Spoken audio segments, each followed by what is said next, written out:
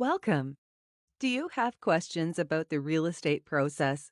While it is confusing, I hope this video will make it less confusing and lead you on the right path to buying your new house. First, ask yourself how you're funding your home purchase.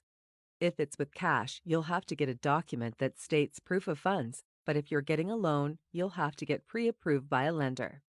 Then, you have to sit down with a real estate agent so you can talk about what you're looking for in a house.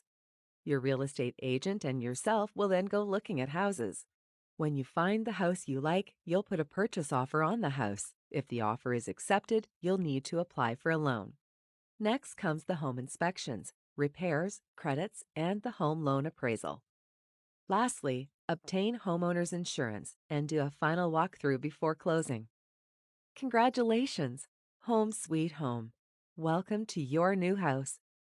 Looking for a real estate agent anywhere in Southern California?